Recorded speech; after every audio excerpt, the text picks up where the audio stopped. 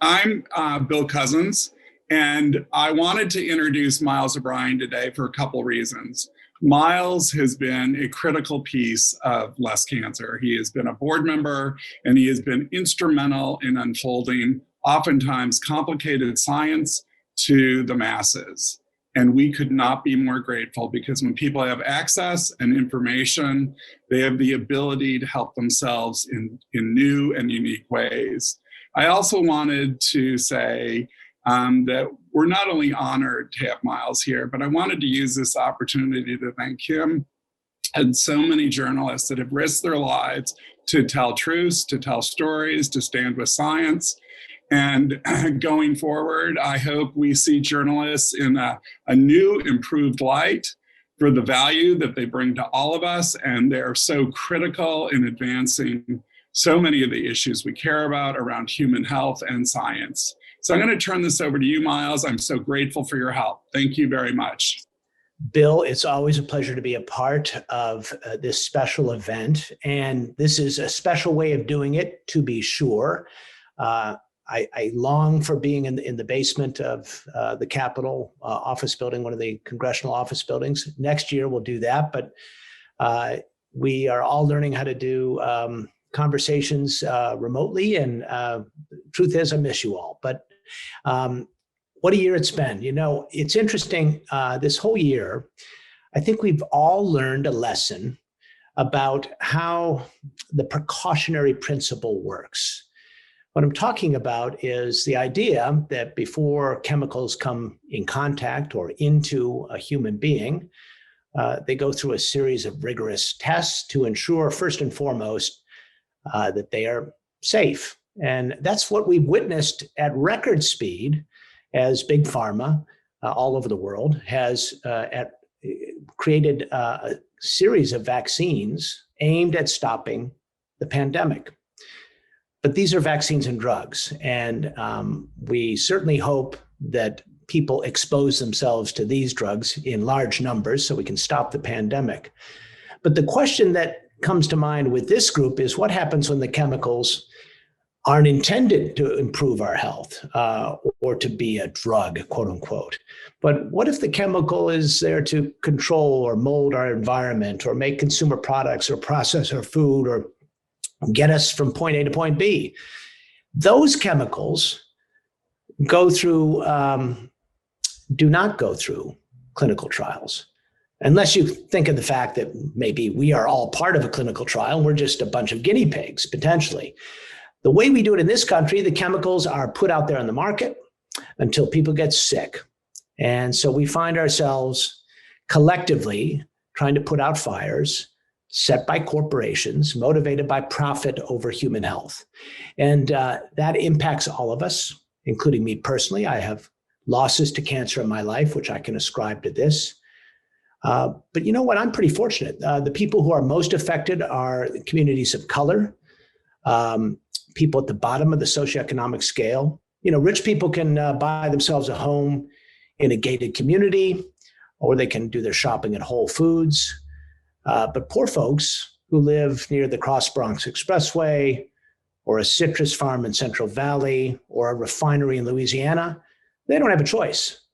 And so, frankly, it's up to all of us to fight to stop this madness. And so here we are again. It'd be nice if we wouldn't have to have this panel, wouldn't it? But here we are to list some of the top, it's like the most wanted at the post office, some of the worst offenders of chemicals that are out there, and what these advocates and scientists are doing about it, not just to change policy, but also to connect the dots scientifically to provide ammunition for those policies as we march forward. You know, we're in a interesting time right now. We can talk about that as we go along. We've had some very dark years as it relates to environmental regulation. And we can hope for a change now with the new administration. And it will be very interesting to see what these tireless frontline in the trenches workers think about the possibilities right now. We're going to begin with our bench scientist, who's with us. She's not going to get into the policy issues so much, but she has some very interesting things to say about how toxic chemicals affect us. And she does that through the prism of looking at, you see them behind her, zebrafish. Tracie Baker is an assistant professor at Wayne State University. Her lab is called WATER, which is the Warrior Aquatic Translational and Environmental Research Lab. Warrior is a Wayne State mascot. And I guess part of why she likes zebrafish so much is she was a D1 swimmer in college. And but I think it's a little more than that. Liz Hitchcock is director of the Safer Chemicals Healthy Families. She's pretty much, she could talk to you about 800 chemicals right now if we had the time. And the idea is to come up with, we all have to accept the fact that chemicals will always be around us after all, right?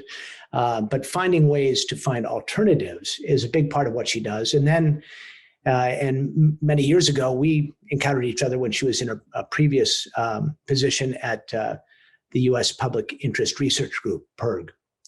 And, but we haven't changed a bit, right? Not a bit. No age at all. Nsedu Obot Witherspoon, we'll call her Nse, just for sake of simplicity, is the executive director of the Children's Environmental Health Network. She's spent 20 years there. So I'm gathering she started at the age of 2. And she is a tireless worker who also told me she'd like to work her way out of a job. And we'll talk to her about her organization and something called the Cancer-Free Economy Network, which I think is an interesting program, which, it's important that we get people to understand where I began, that the government is not watching our back on this. It's people like the people with us who are advocating. And in the Hall of Fame among those advocates is the great Linda Reinstein. She is the co-founder of the Asbestos Disease Awareness Organization. The sad truth is she became an activist after she lost her husband, Alan, to mesothelioma in 2003. And to call her tireless is an understatement. And the fact that we're still talking about asbestos and why it isn't regulated after all these years is pretty stunning to me, and I'm sure most everyone in the audience listening. It's pretty amazing.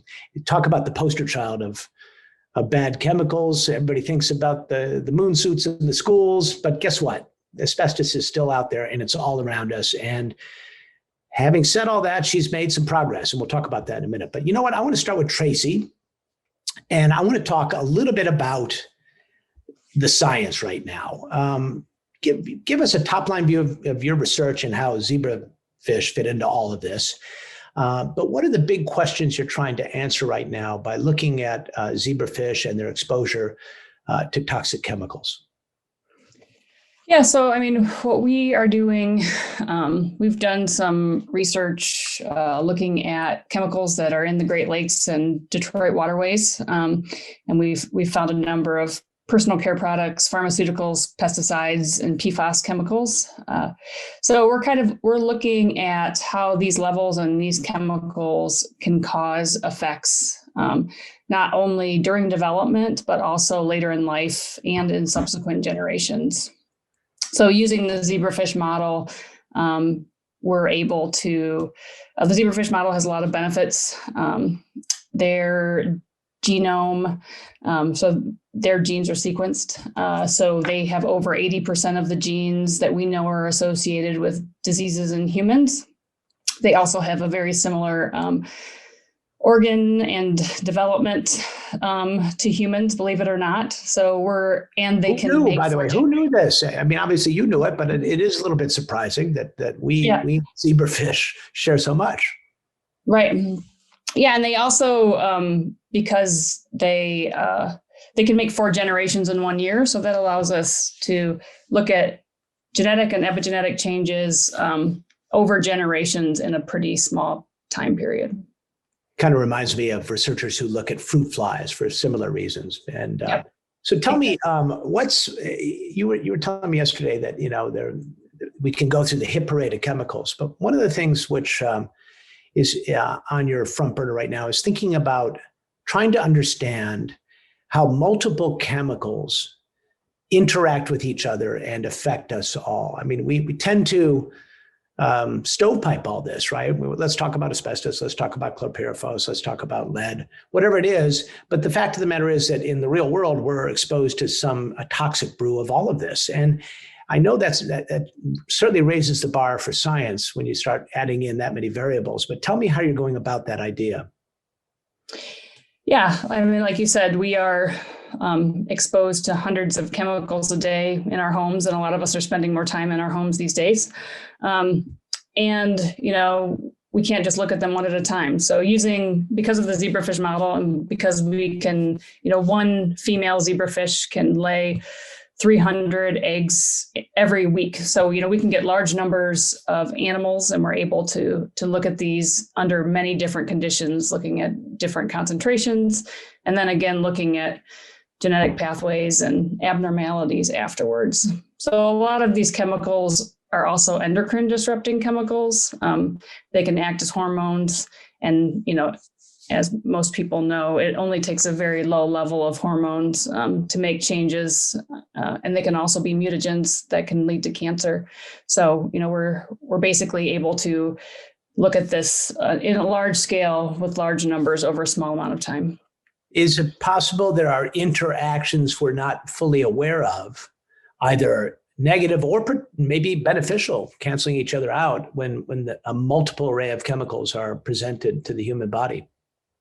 Yeah, I mean, that's, we're just, we're working on this now, but that's what we're finding, that some chemicals, when they're put together, actually cause worse effects than if, you had them both individually. And then some do cancel each other out where you don't see some of the effects. Interesting. Well, that's research to continue to watch. As you think about that, Liz, with your list of 800 plus chemicals that you're tracking, so imagine all 800 chemicals coming at us at once. Give us a sense, first of all. This is typical reporter's question. What's the worst of the worst? We always want to know the biggest offender. Is it even possible to come up with a worst chemical that you're most concerned about, and where would that chemical be found? It is hard to come up with one chemical that you're most concerned about, and I don't want to in any way steal Linda Reinstein's thunder in talking about asbestos, and that's one of the big bad. There are other chemicals like methylene chloride that we use in paint strippers to when we do DIY projects at home, and a lot of us are doing them. There are PFAS chemicals, and Tracie made me think of them because I know she's from Michigan, where they've done a lot of work on trying to get out in front of the PFAS crisis that they face in the state of Michigan. And now we're understanding that we're all facing a crisis with perfluorinated chemicals known as PFAS. There are chemicals that are in the products that we buy to wash our hair. There are phthalates. There are any number of chemicals. And you're absolutely right, Miles, that we're surrounded by a toxic brew. It's not like we're exposed to phthalates on Tuesday and then on Wednesday asbestos, and then on Thursday it'll be another chemical. We live in a world where we encounter toxic chemicals all the time in the places where we work, in the places where we send our kids to school, in our homes, and outside in the environment. So there are a number of chemicals out there. We've put a lot of time into PFAS chemicals because they are a big family of chemicals that are very persistent and that are affecting our health.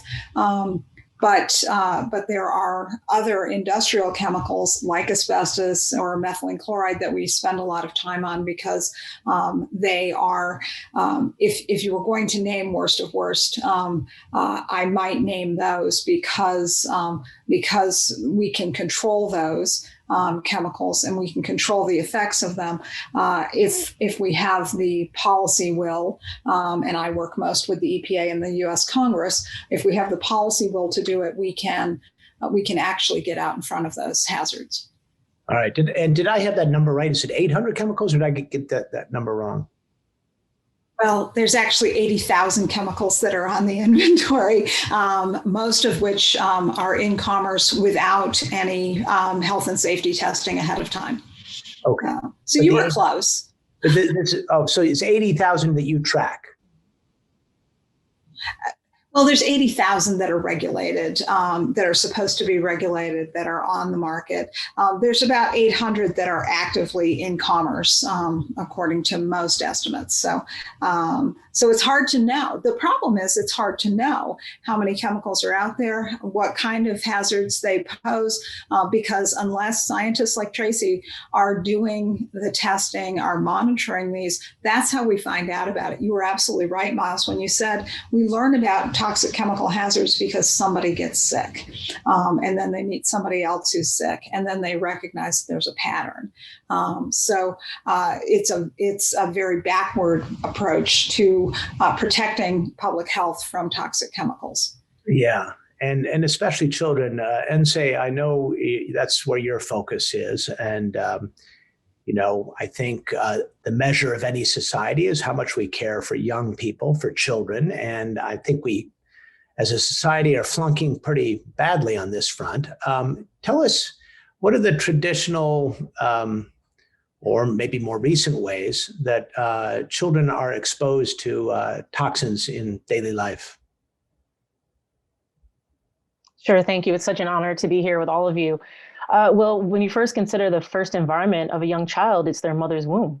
So what we do know with the science that has been around for a long time, many decades, and continues to emerge and only strengthen, is that reproductive exposure, and even what we now know to be exposure of parents well before they even consider having children, actually shows that we know that children sadly are being born pre-polluted, as sad as that is. So you already have a running start at the toxic soup range of exposures that we've been talking about. And then, of course, the type of food. Children tend to actually intake more fruits and vegetables, actually intake more water, and actually intake higher intervals of air per minute compared to the average adult. All of those are routes of exposures. So the fruits and vegetables that we should be eating, all of us, especially the young developing child, if laden with pesticides, is a problem. If you're in a home laden with lead, that's a problem. That's a known neurotoxicant. It irreversibly causes brain damage. It's not a life sentence, but certainly completely preventable. Air pollution and asthma and upper respiratory issues. So there's a range of issues in the built environment where kids spend a lot of their time, homes, early learning, childcare, schools, as well as occupational exposures of those who they are around a lot, their parents, their caregivers. Those exposures, it's very common where folks that are working in a chemical plant, sadly, we tell them all the time, before you even come home, shower, take off your clothes, because all those things as you bring them into your home can also become problems. And of course, consumer products. Kids, just by their behavior, they're putting hands in their mouth as they should be. They're exploring, they're learning, they're putting little objects in their mouth. And sadly, again, if those products, which many of them are laden with a lot of these known harmful chemicals, that's another way of ingesting those chemicals. Especially, we know that there are specific routes of even more high vulnerability, and those are the youngest of their age. Their brain, musculoskeletal, respiratory systems are all still developing, well into toddler years. So all of that makes them quite vulnerable. Not that they stop after toddler years, but those are extreme windows of vulnerability. So how do you, that's a big challenge to go after that. It's several chemicals and hard to go after. How do you even prioritize chemicals and context and manufacturers? How do you go about it? Yeah, it's a very good point. We at the Children's Environmental Health Network, we've been around, almost 30 years as an organization. And like I keep saying, we need to be out of business, but we're far from that. We think of, again, where are the biggest culprits, and we don't look at just mortality. Sadly, in public health, a lot of times mortality is an indicator of action. We look at what is impacting children the most. And of course, as you said in your opening, even the highest risk of children within the child health population. So those fence line communities, those children in lower income categories, those children of color that notoriously, like we're seeing with the COVID pandemic, sadly, are in harm's way in a much more higher frequency and have less resources, if you will, and less accessibility to make the needed changes that someone else might. So looking at, again, zip codes, looking at some of the other categories of criteria, that we look at when we're looking at health disparities. Sadly, they're the same They follow the same measurements, they follow the same trends. So pesticide exposures, air pollutants, paints and solvents as large categories, as well as PFAS, as Liz was talking about. And lead, I don't want to forget lead. Lead is the most traditional children's environmental health issue. We've come a long way by taking lead out of gasoline and paint, but we should be down to no elevated blood levels, and we're not. In fact, what we now know is that even the smallest doses of lead, it doesn't have to be this extreme case of exposure. Even at small doses, children can have long-term health implications. Let's turn it over to Linda, who I am pleased to see again. And also it's bittersweet because I think this is probably about the, 5th year in a row she's participated in the Less Cancer session. It would be nice if we could put her out of business too, and ADAO out of business. Linda, I know you've had some steps forward, a few steps back this year. You're still tirelessly going after it. I guess a little less walking the halls of the congressional office buildings, a little more Zooming. But why don't you just bring us up to date on the tireless, persistent push to ban asbestos in every form? Well, first off, it's really nice to join you again. And I wish we were all able to give each other a hug in person. So I don't even see Bill, and I put some red lipstick on his cheeks. So the last 17 years of my work have been intense, but our work isn't done in a silo. It's done with partners like Liz Hitchcock, Safer Chemicals, Healthy Families, and American Public Health Association. So as the course of the past 17 years, we've built a really great group of allies.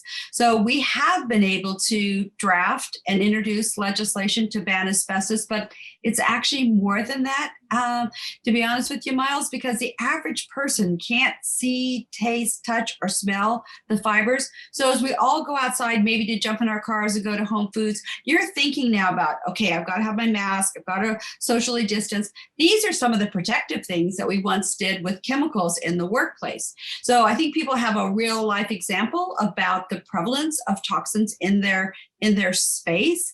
So we had a bill introduced. We were so excited, and Liz has been a big flag waving, great ally. It was the Alan Reinstein Ban Asbestos Now Act for the hundreds of thousands of Allens. And we've reached a few, we've had some landmark steps, and we've also faced some hurdles. So we're looking forward to the 117th Congress to push it forward. But at the same time, Miles, I think it's really important, and I'm sure all of the women here today would recognize that it's not just legislation to protect public health. You have to have strategies of education, which is what Safer Chemicals does, and ADO, and I'm sure the other ladies as well. But we also have to have a legal strategy, because relying on the EPA to do their job just doesn't work in this environment. Not to blame the Trump administration, but it is hard. So we use legal actions to hold agencies accountable to protect public health. So it's a tough, long battle. And I know you had some help from the courts recently. I don't think people amazingly don't fully appreciate how much asbestos is still all around us and still coming into this country from offshore. But you were really up until this ruling, we're unable to get even a handle on how much. Why don't you tell us about the victory and how important that is? Yeah, so it was at the end of 2020, which I think we all were anxious to say adios to. We did get Judge Chin, amen to that one. Judge Chin, a federal judge, actually made a ruling. His opinion was to order the EPA to indeed improve the chemical data reporting. A lot of words coming together. The average person says, what does that mean? Doesn't the EPA do their job? Well, Liz Hitchcock knows very well, because she actually started this action in 2017. And the EPA admits to the fact that they don't know all the companies that are importing asbestos. They don't know where it's all being used. They don't even know how much asbestos is coming in. And this year of 2020, I'm still kind of in the 2020 mode, but we will have imported more raw asbestos, like over 200 metric tons, than we did in 2019. So if the EPA doesn't understand or doesn't want to take it seriously or does industry-friendly rulings, how can they protect you, Miles, and the children and everywhere else. So we are fighting with the courts, and Judge Chin agreed that the EPA needs to do a better job at having companies report chemicals. And we're very excited to put pressure on those companies. I think it's a win-win when there is transparency, accountability, and responsibility. We can vote with our dollars, we can vote at the ballot box, but at least we know right now it's just the Wild West with the 800,000 chemicals, unless you're able to test like lead. So that's where we are. I'm looking forward to 2021. Well, I know a lot of that asbestos comes from Russia. And I wonder if you think the change of administration and the shift of power in Congress, if that might be different now? Yeah, you're right. I think it could be. I mean, Russia's the biggest country that mines asbestos. They actually, as unbelievable it is, they actually created a logo with President Trump's face on it. It says approved by Donald J. Trump, 45th president. So there has been a relationship of bad business practices, in my opinion. I don't think Biden's EPA will tolerate that. But there is so much money exchanged with raw asbestos. And then the other side of it is when you identify a company that's been importing, then frequently there's a liability issue. So they'll be drawn into court, like J&J. Who hasn't heard about asbestos in J&J products? We want to move from those kinds of courtrooms where we're suing companies to where we're advancing regulatory action to encourage chemical data reporting and make that a functioning rule for the EPA. Tracie, let's back up a little bit, because I think, we're jumping on a moving train a little bit here on the subject of cancer and its causes. What is the latest science on how much cancer that we see has a genetic base and how much of it is preventable and caused by environmental factors? Yeah, I mean, I think there's many scientists, including myself, that don't really separate that out as much. It's almost like you need both. So we know in a number of cancers like breast cancer and, pancreatic cancer, we know the BRCA gene mutation is important. But not everyone that has that mutation ends up with cancer. So we think that there's a second insult or second hit. And that's where, I feel like environmental chemicals come in. So you almost need both of these things that are basically causing the cancer. We do know that chemicals can cause genetic changes. Lead and, there's definitely some, genetic changes and gene expression changes that we see, but it almost seems like, they're kind of working hand in hand. So further complicating your task, right? So we like to silo everything off. It's either one or the other. It's not, right. Huh? Right. Yeah. I think it's, it's complicated, but but I do think that, as environmental chemicals are increasing, we're definitely seeing an increase in disease and increase in infertility, and a number of other diseases. I know you're looking at the water right around you in Detroit. What are you finding there, and what's of concern? Well, like Liz mentioned, we have seen a number of PFAS chemicals. So that's one of the things that we're focusing on. We looked in the water and the sediment, and these are source waters for drinking and fish. We have a lot of subsistence fishers here in Detroit. And so the PFAS has been one of the most, alarming and concerning the amounts that we're seeing in that. And then also the numbers of PFAS. So mostly we know that there's over 5,000 of them, but we can only really look at about 20 or 21. So trying to increase our ability to look for more of these chemicals, to be able to analyze these chemicals, and then also to look at the health effects of them by themselves and in mixtures. Well, it is a particular challenge. Asbestos is another example. There are all kinds of varieties of asbestos, PFAS, and then there's new formulations. As a scientist, can you possibly keep up with all that? Is there isn't enough funding to study all of it, right? Can you study it as a group, as a classification, and come up with valid science for the whole body? Or do you have to go down the list of every kind of PFAS formulation there is? Yeah, I mean, as much as we can, we try to group them. They are different, but I know with PFAS in particular, trying to take them and put them into classes and try to have one of the chemicals kind of stand for the class. But, eventually we are going to see differences and have to look more specifically. But, with that number of chemicals, just trying to look at, long chain versus short chain, whether they have more fluorines or chlorines, that kind of thing. It's a big challenge. And it goes back to this idea, of course, in Europe, they have a precautionary approach for all environmental chemicals that would make it a lot easier, right? If the burden of proof is flipped around. Yeah, it's unfortunate that that's not how it is done here. That they have to basically go through testing similar to pharmaceuticals, and so they're able to kind of stop some of these chemicals before they get to the market. So, Liz, it's been an interesting 4 years for advocates on environmental issues, to say the least. And if you wanted to come up with a half full take on it, you could say, well, this has energized a lot of people at a grassroots level. It's mobilized the states in ways that they weren't mobilized previously. And it's prompted a lot of advocates to go directly to the makers of these chemicals, the corporations. Do you think is that a good outcome of the past 4 years in some respects? It's an outcome of the last 4 years.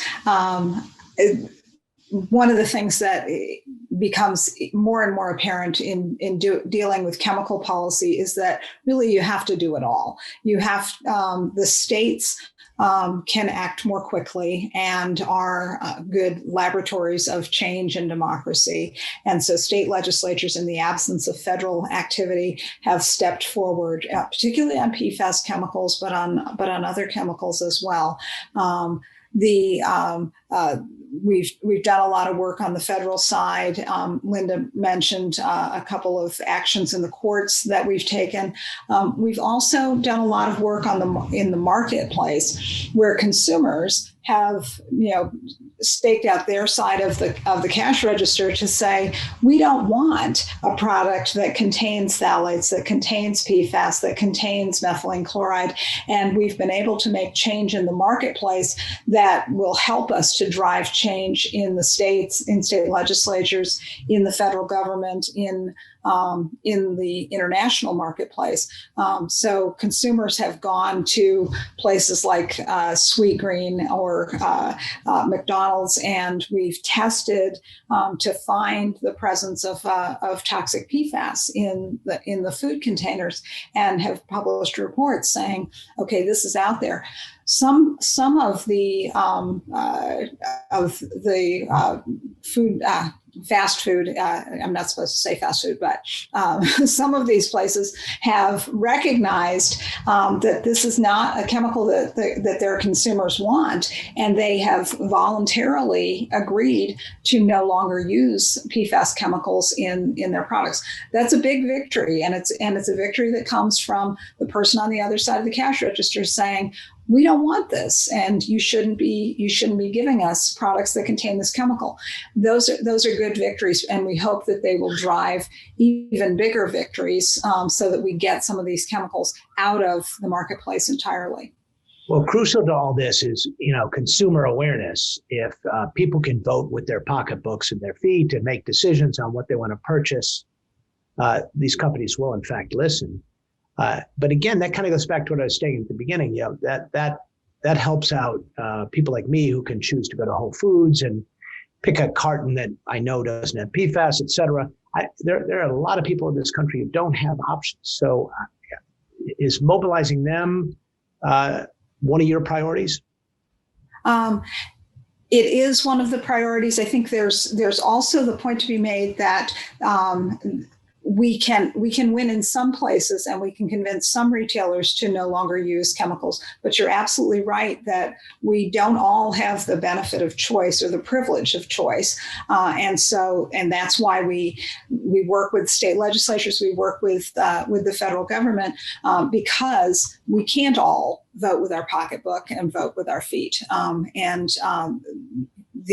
a voluntary agreement from one retailer is not the same as a blanket ban on a chemical like asbestos or PFAS in foodware.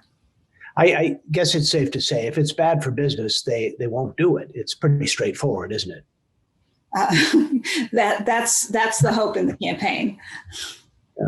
And let's talk about the Cancer-Free Economy Network. Now, I know that's taking a broad kind of holistic approach. And a big part of that is making sure that people do understand this absence of regulation, which I think people presume is there. I think we all think there are regulations making these products safe for us, and they aren't there. How do you go about making people aware of that and moving the needle on that front? No, yeah, it's a really good point. Thank you. For about 7 years now, there's been this, I call it a dynamic collaborative, because we took a multi-year process to analyze the system, if you will. So that real intent of breaking down these silos and looking at the system that's created the economy that our economy currently depends on, which is the production and use of hazardous chemicals.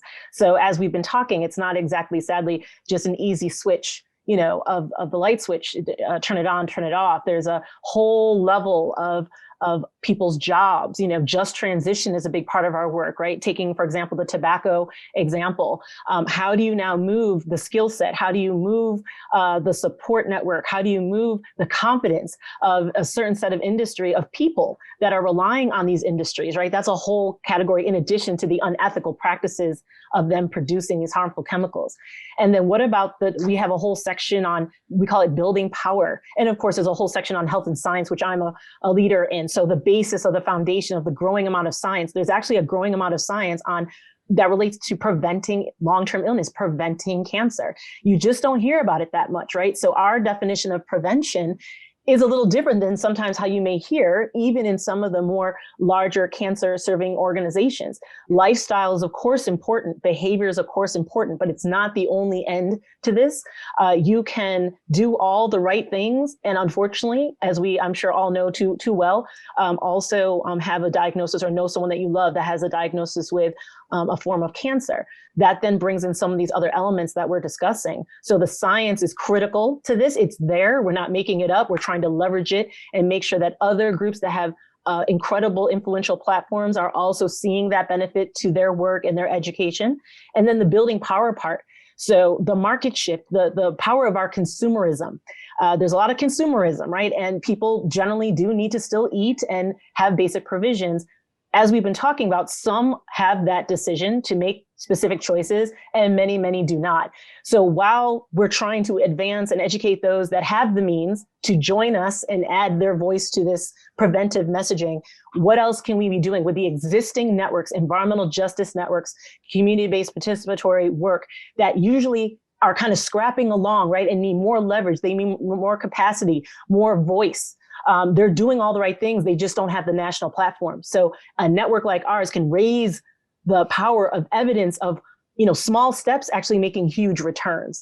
The power of the voice, the power of people. We've seen this happen. Baby bottle manufacturers change their whole route of how they do things and taking BPA out of baby bottles due to the pressure from the general public. We can do this. It takes organizing, and it takes commitment, and it takes, capacity. So these are some of they're not monumental, if you will, as far as it's not like this hasn't been done. The monumental part of it is the uniqueness of the people at the table, including the economic, sustainable business people at the table. Because to your point, they get the fact that you can actually promote health and have a sustainable business at the same time. So they're also using their power to guilt, encourage, whatever you might be for their fellow colleagues out there to do the right thing, because as we've been saying, the growing public out here understands what they want and what they do not want. And hopefully we'll get to the tipping point of where majority of the general public won't even look for, these type of things, and hopefully won't even be an option, on our markets in the first place. I used to say, and I think it's still largely true, but I know you're trying to change this, but there's no profit in prevention, right? I mean, but what you're talking about is turning that on its head a little bit and using the economic force of making decisions like this. But it's a long road to do that, isn't it? It's a very long road and it can get frustrating. And for those of us that have been in this for many decades, I'm one of those, I just want things to happen. There's a lot of logic to this, right? And in my field, if you can't protect your current and next generations, then what exactly are we? What is this experiment called life? What are we doing?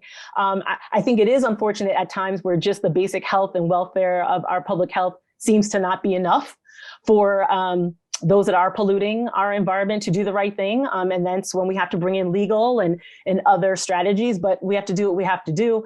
And it is still amazing to me that in some cases, this education has not necessarily gotten all the way to the top in some regards.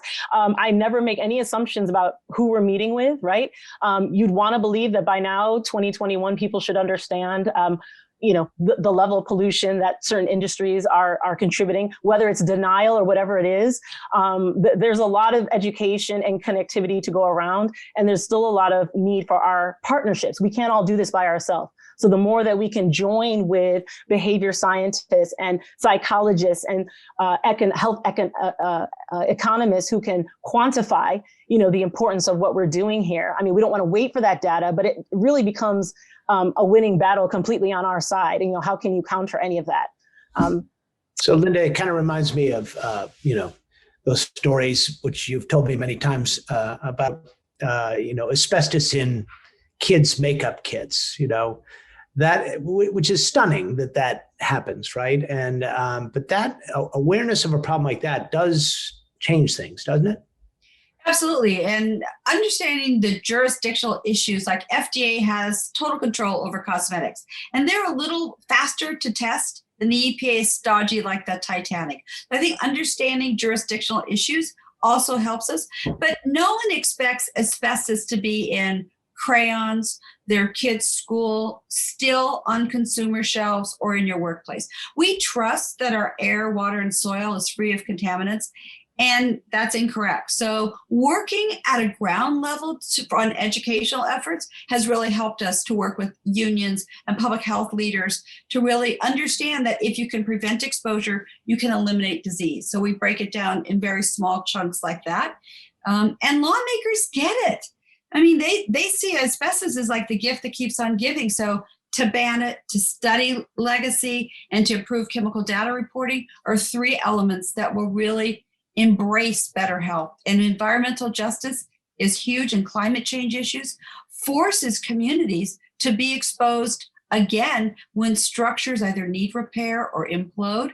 So asbestos is really a toxin that there is no place for that in commerce or in our built environment. I know one of the big frustrations, actually with all these chemicals, but asbestos too, is the long incubation or latency period between exposure and mesothelioma or some sort of manifestation, clinical manifestation, which just makes it so much more difficult because the water can always be muddied by corporate interests. You've got Tracie here. What more do you need from scientists? And, there's only so much they can do to connect the dots, right? Well, yes, we have the science. We know it's a carcinogen, but if we had better data, that's actually what drives policy for us. It's sad. The mortality data isn't exactly what we want to hang on to, but Miles, you're right about the science and data. I would love to be able to have a post conversation with all of these women and figure out what's our next step with less cancer, because we can do that. Tracie, is it frustrating for you? I mean, it's, trying to connect the dots on these exposures to these diseases is very difficult. Yeah, I mean, it's definitely difficult, especially when you're looking at, epidemiological or human populations, which is, one of the reasons why animal models, are needed. But, it's just being able to see, even in the zebrafish, we've found that, the next generation, exposure of lead and dioxin have caused effects 2 generations later. And plastics like microplastics are still causing, issues, even, and PFAS as well. We've seen even the next generation are causing effects. I mean, these are important issues that aren't going away that we really need to be looking at. I think one thing we can all agree on here is more people need to know about this. And, this is really where Less Cancer began for Bill, in recognizing a personal loss he had and, exposure to pesticides and how that is not sort of taken for granted. And Bill, that was what, 20 years ago now? How long has it been? Almost, but Miles and I grew up in an area where on my block alone, out of maybe 10 homes, 8 of the mothers had passed away from cancer. And, I wasn't even in high school. I was going to friends' houses and not eating cookies in their kitchen, but actually visiting with maybe their mother's nurse or home health care worker. So it's been a lifelong process for me. But one of the things I'd like to share as we close out in my process of learning is listening is so much a part of what we're doing because people's priorities are different. And I remember speaking at a round table in Detroit, Michigan, with a woman that was dealing with homelessness, and we were talking about nutrition and meals, and she happened to tell me she ate at the Popeyes across the street, and I was like, what's up with that, And she said, Bill, I just want to do something that's normal. I just want my kids to experience a normal experience. And to me, it was so shocking to hear that our priorities hers were not worse than mine. They were just so different. And it's been super helpful in really listening to diverse populations and really understanding what's important to them, how to communicate some of these issues. All of these people here today have been heroes in doing that. But that's a big piece of it. It's a big piece of really understanding if you're sharing a community's priorities. And we're not always on the same page.